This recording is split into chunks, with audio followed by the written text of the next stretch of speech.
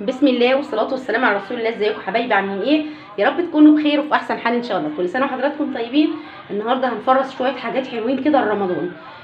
الناس اللي هتقولي انت ما انت فرزتي الباميه يا ام يوسف، فرزت الباميه، بس الايام اللي فاتت بدات اخد منها للطبيخ وكده للعيال وكده ان ياكلوا منها خلاص.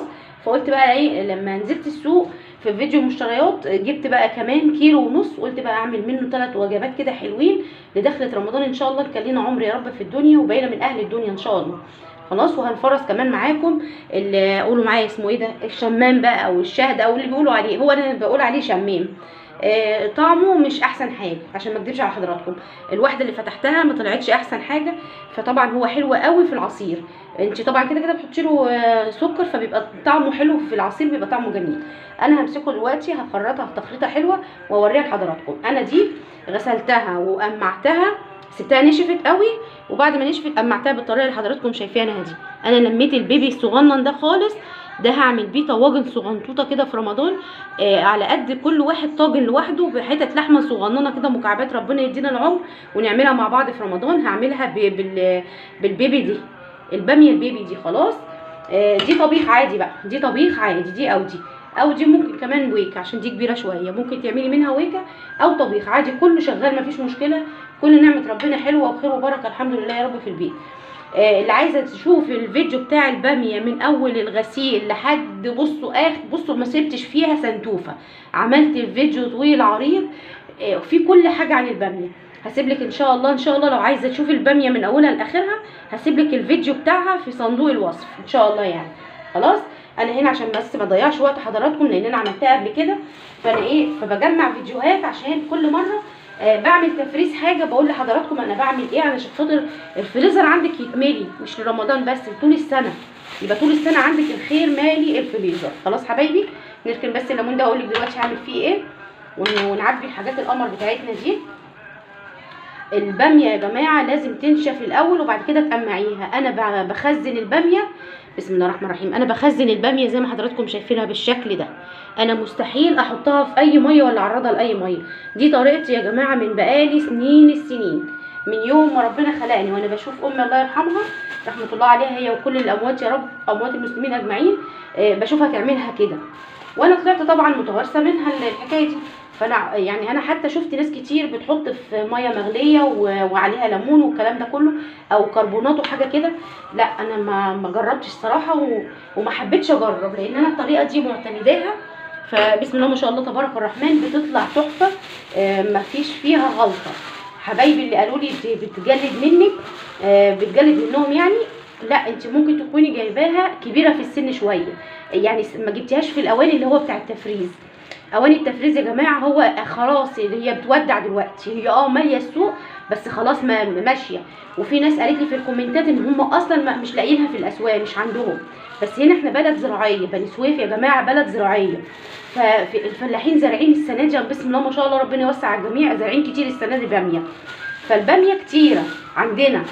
اما في محافظات تانية لا، في ناس قالوا لي لا احنا مش لاقيين الباميه خلاص مش موجوده.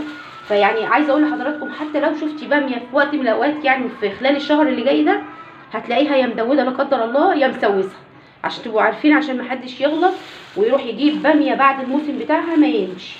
اهم تفريزات يا جماعه رمضان هي الباميه. انا بالنسبه لي الباميه تفريزها موسمي شتوي ورمضاني، احلى حاجه هي دي. انا بعشق الباميه لرمضان وطول الشتاء اهي خلاص. انا بالنسبه لي دي مش عارفه يعني هي طالعه ليه في الصيف، سبحان الله يعني ربنا ليه في ذلك حكم. دي المفروض تبقى شتويه، طعمها تحفه يا جماعه بجد، وبحس ان هي بتدفي كده يعني سبحان الله مش عارفه. هنكيس بقى الباقي كله، دي هعمل بيها طواجن صغننه كده، اللي هي الطواجن بتاعت النوتيلا دي، هعمل فيها لكل عيل من العيال طبعا طاجن صغنن، وهعمل فيها قطع برضو بيبي كده لحمه خلاص. هنعملها بطريقه حلوه ان شاء الله تعجبكم بامر الله. هنعبي دي كمان، دي طبخه يا حبايبي خلاص اهي. كل واحده تعبي على حسب اسرتها، شوفوا انتي وولادك بياكلوا قد ايه واعملي. الباميه كل ما بتقعد كل ما حلاوتها بتزيد عشان تبقوا عارفين، يعني هي الباميه مش اول يوم، الباميه بالنسبه لي انا كأم يوسف وبالنسبه لناس كتير بتقعد تاني يوم، بتبقى حاجه كده تحفه، حاجه رائعه خلاص اهو. ده كده عملنا دي وجبه تانية اهي يا حبايبي. احنا بسم الله ما شاء الله لا قوه الا بالله، ربنا يحفظنا ويحفظكم يا رب اللهم امين، ويخلي اولادكم. احنا اسره 5 افراد، فحلو قوي قوي قوي الكيس علينا ده بسم الله ما شاء الله يعني. الف هنا وشوف على قلب ولادي وقلبكم يا رب. ده حلو جدا جدا جدا جدا. كمان لو هتعملي جنبه شويه ملوخيه ناشفه من اللي احنا برضو عملناها للشتاء والرمضان.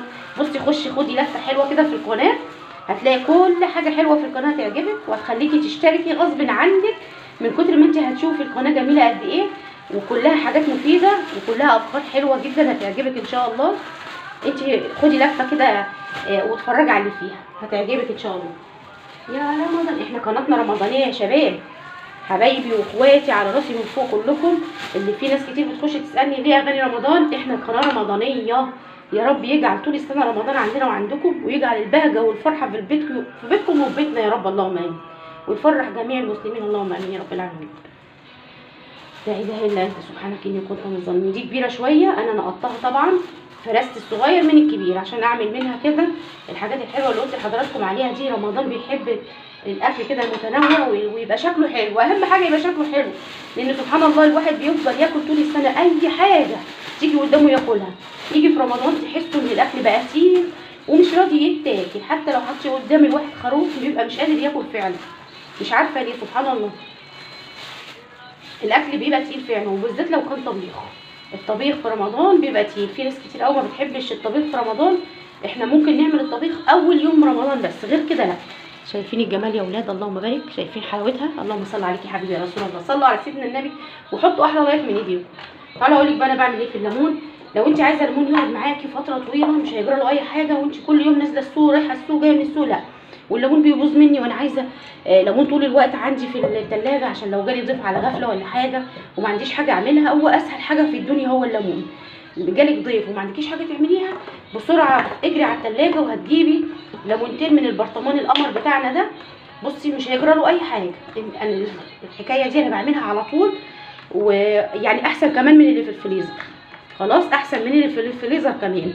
اهو ازنقي كده جنب اخواته، خشوا جنب بعض ساعوا بعض. اهو جالك ضيف على غفله هتعملي ايه؟ هتجري بسرعه على الثلاجه. ده بيتحط في الثلاجه مش في الفريزر خالص، بيتحط في الثلاجه يا جماعه. خلاص بسم الله الرحمن الرحيم. نغير الاغنيه دي بسم الله الرحمن الرحيم. بحب الاغاني بتاعت رمضان دي احسن. وهتعملي ايه؟ مفيش اي حاجه، حطيناهم كده بس الاهم حاجه تكون مغسله الليمون بتاعك غسله حلوه. خلاص بسم الله الرحمن الرحيم. مغسول ومتنشف، وتيجي حاطه عليهم شويه ميه من الحنفيه. ميه من الحنفيه مش هيجرى لهم اي حاجه. تعملي الحركه دي كمان في ايه؟ في الجزر. لو الجزر عندك دبلان وحاسه كده ان هو عايز يتصحصح، هتصحصحيه بايه؟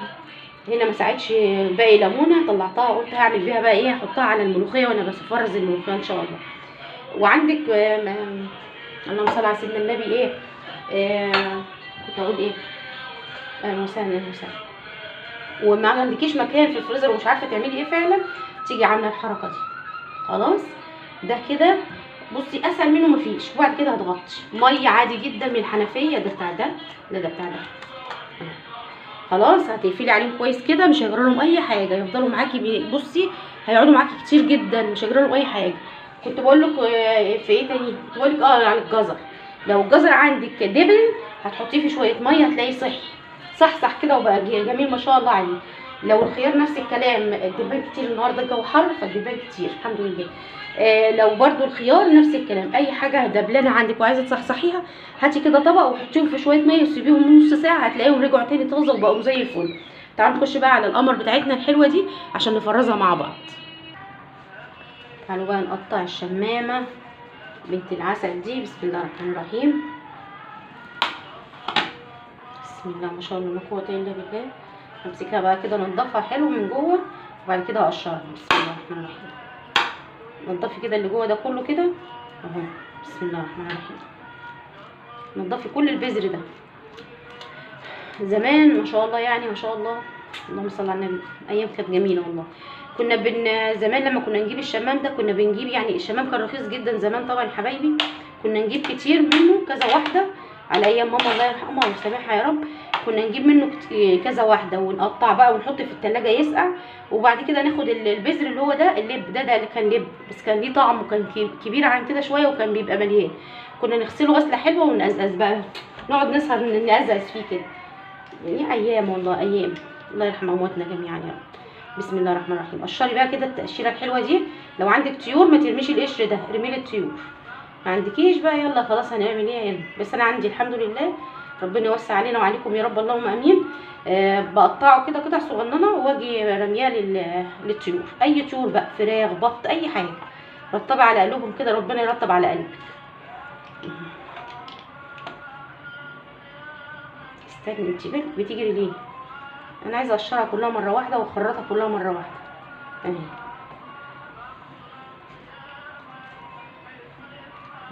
فيها حته مخرومه اهي، هنشوفها دلوقتي هي اتخرمت فيها ايه. ما فيهاش حاجه، هي بس مقشوطه كده ما فيهاش اي حاجه. بس هنستبعدها وهتحطيها في وسط التفريز، استبعديها خالص من التفريز بتاعي خلاص. هي ما فيهاش حاجه بس هنستبعدها، هي مش نافده اصلا اللي جوه دي، حته من بره اهي. بس وعينها كده على جنب اهي عشان شكلها مش حلو. يلا هي وقعت خلاص، بعد ما نخلص نبقى نجيبها نرميها يعني في الزباله، مش عذاب الله يعني، مش هنخليها خلاص. اركن بقى ده كده. تعالوا نخرط ده الاول وبعد كده نخش على الباقي ده. اغسل بس ايديا بسم الله بس كده. انا ما بحبش اقفل الكاميرا، خلينا كده مع بعض وسامعين وشايفين كل حاجه مع بعض كل حاجه كده خلاص. تعالوا بقى بصوا بسم الله الرحمن الرحيم. تمسكي كده هتخرطيها كده خرط كده اهي، شقق صغننه كده عشان التفريز تبقى مكعبات معاكي. مش هنحطها بطولها كده، لا هنقطعها مكعبات خلاص اهو. ريحتها حلوه بس طعمها مش حلو، طعمها مش احسن حاجه. انا بقول لكم بما يرضي الله، بقول لك كل مصداقيه، طعمها مش احسن حاجه اهي. بتعمليها مكعبات كده اهي عشان هنحطها في الفريزر كده. وسعوا شويه لبعضكم كده عشان التفريزات تبان حبايبنا ونشوف بيعملوا احنا بنعمل ايه اهو. همسك كله بقى كده بالوضع اللي حضراتكم شايفينه كده وبالشكل ده كده، وهقطع كده كله كده وهخرط علشان مش عايزه اطول الفيديو اكتر من كده. انا ما بحبش اطول الفيديوهات عشان الناس بتزعل وتقول عشان الباقه. لا اله الا انت سبحانك اني كنت من الظالمين. صلوا على سيدنا النبي وحطوا لنا احلى لايك من ايديكم. انتوا قاعدين من غير ما تحطوا لايك، حطي لايك للفيديو، حطي لايك واتفرجي كده وصلي على سيدنا النبي وانت بتتفرجي عشان تستفادي وتاخدي ثواب كمان صلاه النبي عليك يا رسول الله. هتاخدي ثواب الصلاه على الحبيب وتستفادي طبعا من الحاجات اللي احنا بنعملها. كلنا بنتعلم من بعض، انا مش نازله من بطن امي بعرف اعمل كل حاجه يا جماعه. انا برضو بشوف عند حبايبي حد من حبايبي عامل فكره بتاع باجي عاملاها. انتوا برضو عندكم اي افكار او اي حاجه بتعملوها قولوا لي. ام هبه لسه قايله لي النهارده، حبيبتي ام هبه كل الشكر والتقدير ليكي حبيبتي، قالت لي النهارده ان هي بتفرز الفلفل وبعد كده لما تيجي تحشيه بتحشيه وهو متلج.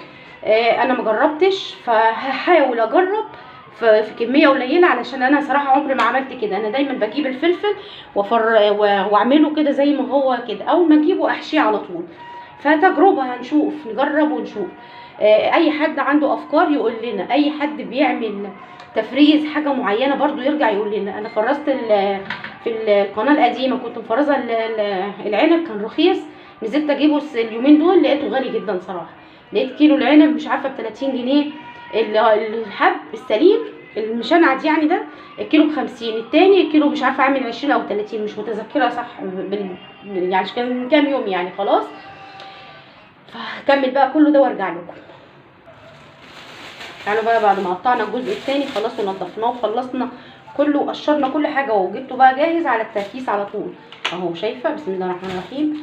كيسي بقى على بصي على حسب على حسب ما انت عايزه بقى. شوفي ايه عندك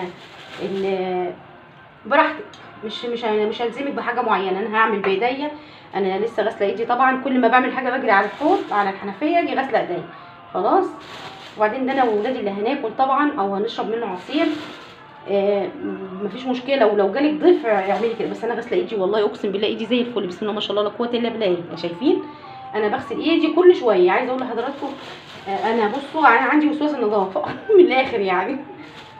هنعمل اكياس كده كذا كيس اهو بسم الله الرحمن الرحيم. اكياس التلاجة دي لازم تكون عندك، لازم اي ظرف عندك شويه حاجه ومش محتاجاهم دلوقتي وعايزه تفرزيهم، بسرعه تشدي كيس من اكياس التلاجة الحلوين النضاف وتيجي عاملاهم. او لو انت من الناس اللي زي حالاتي كده بتجيب اكياس بتاع الرز والمكرونه والحاجات دي وبتشطفها وتركنها تنشف وتسيبها تاني تحط فيها حاجات تانية، عادي جدا اعملي كده، مش عيب خالص. احنا طول عمرنا واحنا بنعمل كده، طول عمرنا والله اهالينا كلهم كانوا بيعملوا كده. خلاص ده حاجه اسمها توفير يا جماعه، بنوفر في كل حاجه، مفيش حاجه اسمها عيب ومش عارفه حد يخش يقول لي ايه ده ياي انت بترجعي تعيدي استخدام الاكياس مره تانية. لا والله مفيش حاجه اسمها ياي وباي وجاي والكلام ده. الياي ان الواحده ما تعرفش تدبر وتوفر في بيتها وتملى بيتها خير من ابسط الاشياء. حولي كده بيتك كده بلمسه خفيفه من ايدك وبفكره عبقريه هتخلي بيتك ده جنه ومليان بالخير، والفريزر بتاعك ده مليان. كانت متابعه حبيبتي زمان سالتني، مش من زمان قوي يعني، في القناه القديمه، كانت بتقول لي انا نفسي اعمل زي كده واملى الفريزر بتاعي من كل حاجه، بس انا على قدي الظروف مش اللي هي وجوزي يعني بيديني يوم بيوم. فقلت لها عادي انت كل ما تجيبي، انا بقول لك انا هقول لك انا هقول قلته لها وانت اعملي برده كده. لو واحده بتشوفني، لا دي تعالي عشان دي وقعت على الحيطه اركنها كده بعيد. لو اي حد بيشوفني يعمل كده، كل ما تنزلي تجيبي طلبات بيتك الاكل العادي بتاعك، هاتي من كل نوع خضار نص كيلو. اي نص كيلو جبتي باميه هاتي نص كيلو زياده. الشمام زي كده، في شمامه صغننه كده اهو، ممكن تجيبي واحده زياده، الصغننه دي ممكن تعملها 10 جنيه. خلاص هاتي واحده زياده. اللهم صل عليكي يا حبيبي يا رسول الله. هاتي ربع كيلو ليمون. هاتي يا ستي قولوا عايزه ب5 جنيه ليمون. كل ما تجيبي حاجه لبيتك بتاع مثلا الحاجه الاساسيه، هاتي تاني فوقيها مثلا نص ربع، اي حاجه والله بجد هتلاقي الفريزر عندك اتملى. انا بدايه حياتي يا جماعه، احنا مش يعني الفلوس ما بتجيش كده وقتي، يعني مع الصبر يعني اصبري ربنا هيرضيكي ويرزقك والدنيا هتوسع من كل مكان ان شاء الله. الاول انا كنت كده، انا كنت ماشيه على قدي جدا، كنت ماشيه برضه اليوم بيومه لحد ما ربنا فرجها من اوسع الابواب، الحمد لله يا رب الحمد لله. وبالتفكير وبالتدبير كده من الست البيت الشاطره الناصحه هتعرفي توفري كل حاجه، وهيبقى بيتك اللهم بارك مليان من مجاميعه. وهتحوشي وهتجيبي حصاله رمضان وهتعملي خزين رمضان.